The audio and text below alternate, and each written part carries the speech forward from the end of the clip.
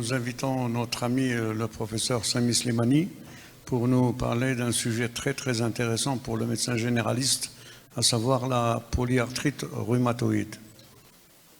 Bonsoir.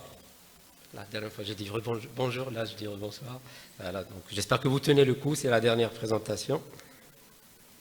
Voilà, donc je vais vous parler pendant un quart d'heure de la prise en charge moderne de la polyarthrite rhumatoïde parce que ça a beaucoup changé de visage ces 20 dernières années, passant d'une affection invalidante, désespérante, pour laquelle le diagnostic était tardif et le traitement symptomatique, à une maladie qu'on détecte très précocement et on arrive beaucoup plus facilement au statut de rémission, voire de guérison.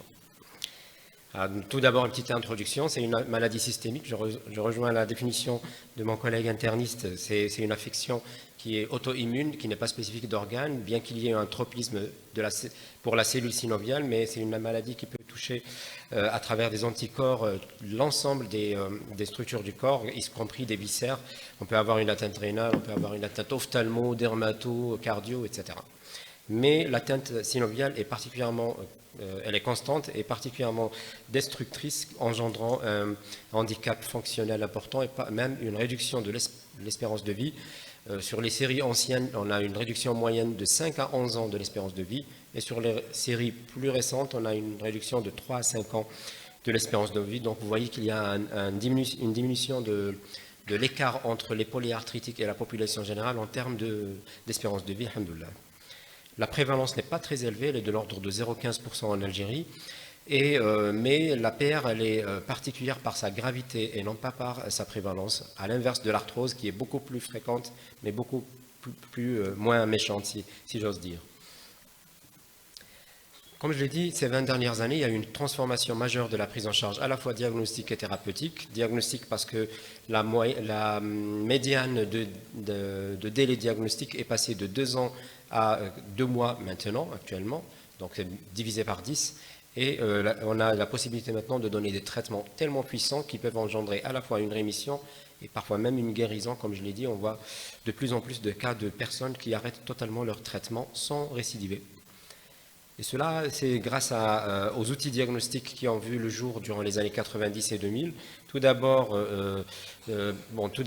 historiquement parlant, on avait des diagnostics tardifs parce qu'on attendait les déformations sur le plan clinique et on attendait les érosions et les pincements radiographiques sur la radiographie standard. Mais depuis quelques temps, on a 2 nouveaux outils diagnostiques beaucoup plus performants, surtout au stade précoce. Tout d'abord, sur le plan biologique, on a les anticorps anti-CCP disponibles en Algérie depuis le début des années 2000 et qui ont tendance maintenant à remplacer le facteur rhumatoïde classique qu'on connaît, enfin le latex valérose, parce qu'ils sont beaucoup plus sensibles, beaucoup plus spécifiques et précoces. Ils peuvent même apparaître avant l'apparition de la maladie, voire quelques années ou jusqu'à 13 ans avant l'apparition des premiers symptômes. Donc ils sont beaucoup plus performants et avec peu de faux négatifs, contrairement au facteur rhumatoïde où il y a beaucoup de faux négatifs et de faux positifs.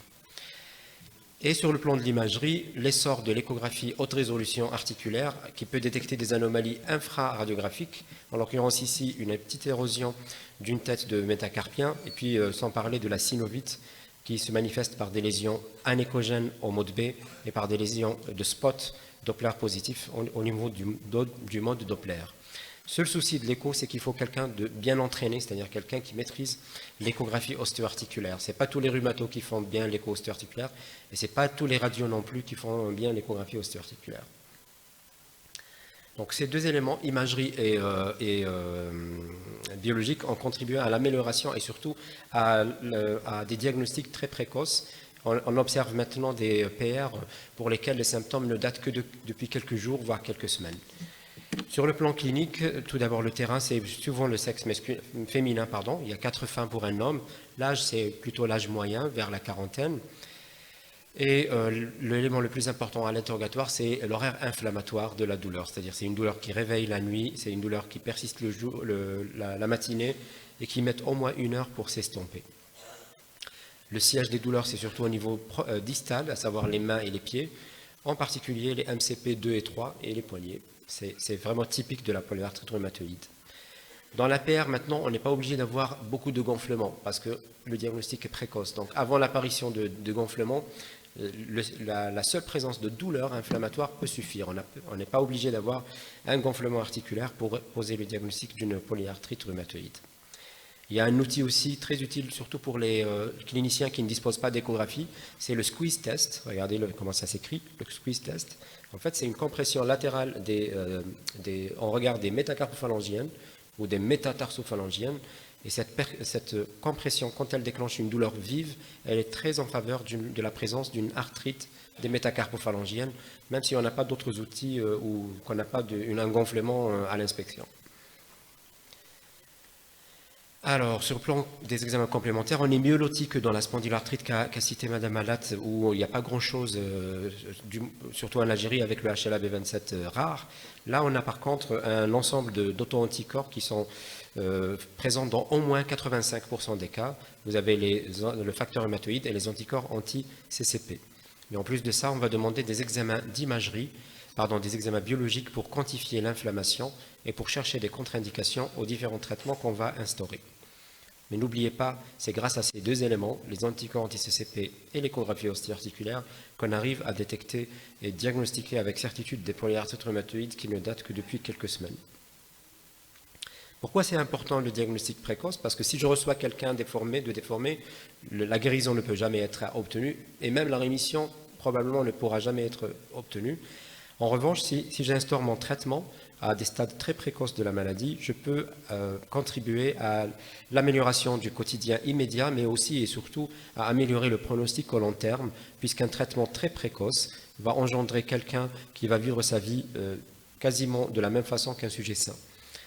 En revanche, le même traitement instauré de façon plus tardive, avec la même puissance, les mêmes traitements méthotrexate anti-TNF-alpha, ne vont pas empêcher les déformations sur le simple fait qu'on a instauré un traitement relativement de façon tardive. Alors, quels sont les traitements de la polyarthrite rhumatoïde? On a vu que pour le diagnostic, c'est quand même beaucoup plus facile qu'avant. Maintenant, sur le plan du traitement, on a deux types de traitements pharmacologiques. On a les traitements pharmacologiques symptomatiques et les traitements de fond. Les traitements pharmacologiques symptomatiques, c'est surtout 3 classes thérapeutiques que j'ai classées en ordre croissant de puissance. Les antalgiques, quand même, peuvent être prescrits, mais on les prescrit rarement parce qu'ils ne sont pas très efficaces dans la polyarthrite rhumatoïde. Les anti-inflammatoires non stéroïdiens, on les donne dans les 10 à 20% des cas seulement.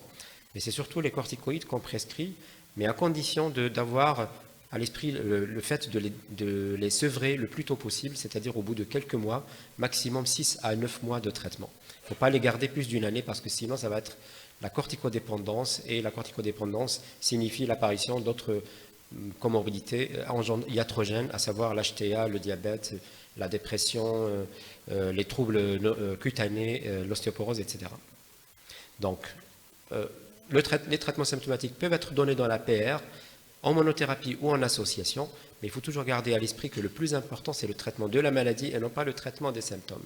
Le traitement de symptômes, c'est pour apporter juste une amélioration au départ, un confort, mais il faut les enlever par la suite. Quand est-ce que je vais les enlever? C'est lorsque j'instaure un traitement de fond efficace et que je sens que les paramètres cliniques et biologiques vont super bien. Et là, vous avez une liste non exhaustive des traitements de fond, les traitements de la maladie, et vous voyez que la liste est très longue, et c'est ce qui rend la prise en charge de la PR très complexe et vraiment du ressort du spécialiste, je dirais même peut-être dans certains cas du spécialiste hospitalier. Moi, je suis prof en médecine, mais je suis en libéral, et je fais toutes les semaines, je fais convoyer plusieurs patients à l'hôpital pour être mieux pris en charge qu'au niveau de mon cabinet médical, puisque en Algérie, la plupart des traitements biologiques novateurs, ceux qui sont sur la droite de votre écran, sont disponibles gratuitement et délivrés gratuitement à l'hôpital. En gros, on a ce qu'on appelle les traitements classiques, encadrés en rouge, et les traitements biologiques, qui ont des noms bizarres. Vous avez vu qu'il y a des noms bizarres. C'est tous des anticorps qui visent un des acteurs de l'immunité polyarthritique. Donc ça peut viser l'anti-TNF-alpha, le TNF-alpha, l'interleukine 6, l'interleukine 1. Ça peut viser aussi les récepteurs au niveau des lymphocytes B, des lymphocytes T, et j'en passe. Et l'ensemble des biothérapies est plus efficace que les traitements de fond que vous connaissez certainement, le méthotrexate, la sulfacellosine, l'hydroxychloroquine et le leflunomide. Cependant, jusqu'à maintenant, 2024, toutes les sociétés savantes s'accordent sur le fait que malgré qu'on a beaucoup de traitements novateurs très puissants, il faut toujours essayer un traitement classique, surtout le méthotrexate, avant de conclure à son efficacité et au passage à un traitement biologique. Il y a même des sociétés savantes telles que la société panaméricaine ou la société asiatique qui exigent la prescription d'au moins 3 traitements conventionnels, méthotrexate, salazopyrine, etc., avant de songer passer à une biothérapie. Pour quelle raison? Parce que les biothérapies, on a moins de recul. Les DIMARD en moyenne, ça fait 50 ans que l'être humain les utilise, alors que les biothérapies, c'est qu'une vingtaine d'années. Et la deuxième raison, qui est la raison principale, c'est pour réduire les coûts de la santé, puisque les biothérapies sont au moins 1000 fois plus chères que les traitements conventionnels. Le méthotrexate, que vous connaissez peut-être mieux en oncologie et en hématologie, est le traitement de fond de référence dans la polyarthrite rhumatoïde. Il n'est pas cher, il est bien toléré et délivré par voie orale toutes les semaines, donc il est vraiment commode sur le plan de la pratique. Et il donne d'excellents résultats chez au moins les 2/3 des patients. Donc déjà, les 2/3 des PR répondent super bien au méthotrexate et je ne suis pas obligé de penser à d'autres molécules que chez la minorité de patients qui ne répondent pas au méthotrexate. Les biothérapies sont disponibles pour l'immense majorité en Algérie, mis à part l'abatacept, qui est un inhibiteur de la costimulation du lymphocyte T, il n'est pas disponible en Algérie. Et voilà, c'est tout. Le certolizumab n'est pas encore disponible en Algérie aussi. Un point essentiel pour les gens qui prennent en charge la polyarthrite rhumatoïde, on ne peut pas concevoir le fait de prendre en charge la polyarthrite rhumatoïde sans recourir à des outils bien établis pour le suivi de la maladie. C'est comme si je prenais par exemple un diabétique suivi en consultation et que je continue de suivre, d'augmenter, diminuer les doses sans avoir de glycémie ou d'hémoglobine glyquée. C'est-à-dire que j'ai besoin d'un élément objectif. Il ne faut pas se contenter de dire « Ah, le patient il va bien, il me dit je dors bien et donc je continue le traitement ». Ça, c'est la vieille médecine et qui ne permet pas d'optimiser le traitement et d'arriver au statut de rémission et de guérison. Si vous comptez prendre en charge une polyarthrite rhumatoïde, il faut recourir à des outils standardisés, chiffrables et reproductibles, tels que le DAS28, qui est un indice composite qui est fait de 4 éléments, 3 éléments cliniques et 1 élément biologique, et qui se calcule en 2 minutes à peu près pour les gens entraînés comme nous, et qui permet d'attribuer un chiffre à l'activité de la maladie, de la même manière que l'hémoglobine glyquée. Donc on a un chiffre qui va de 0 à 9, et ça nous permet de caser le patient, soit qu'il a un score inférieur à 2,6, c'est qu'il est en rémission, soit qu'il est entre 2,6 et 3,2, il est en faible activité, etc. Et quand il est supérieur à 5,1, on dit que la maladie est très active. Donc un DAS28 initial à 6 qui devient par la suite 3, c'est un gage d'une bonne efficacité du traitement. Donc si vous ne faites pas le DAS28, que vous ne faites pas bien le DAS28, il ne faut pas suivre tout simplement une polyarthrite rhumatoïde. Donc en conclusion, la polyarthrite rhumatoïde a changé de visage. Nous disposons d'outils très performants pour le diagnostic précoce, surtout l'échographie et les anticorps anti-CCP. On dispose des outils de suivi standardisés de la même manière que la diabétologie, donc on a le DAS28. Et surtout, on a des outils thérapeutiques énormes. On a au moins 25 traitements de fond dans la polyarthrite rhumatoïde, et dans la majorité est disponible dans notre pays. Et ce qui fait que maintenant, il ne passe pas une semaine avant que sans que je libère un patient ou deux pour guérison de sa polyarthrite rhumatoïde. Alors, pour ceux qui veulent savoir ce que veut dire la guérison de la polyarthrite rhumatoïde, c'est des gens qui ont des arthralgies, qui n'ont pas de grosses arthrites, parce qu'ils ont consulté très vite. Et quand ils ont consulté très vite, ils ont atterri chez la même personne très vite, qui a demandé des examens complémentaires vite, et qui a fait le diagnostic dès les premières semaines d'évolution de la maladie, un traitement qui casse l'inflammation et l'auto-immunité à son début. Au bout de 6 mois, plus aucun symptôme. Après, on fait une dégression progressive des traitements symptomatiques, ensuite les traitements de fond, très progressifs qui s'étalent sur plusieurs années, minimum 3 ans. Et si le patient arrête tous les traitements progressivement et qu'il n'a plus de nouveaux symptômes, je peux le déclarer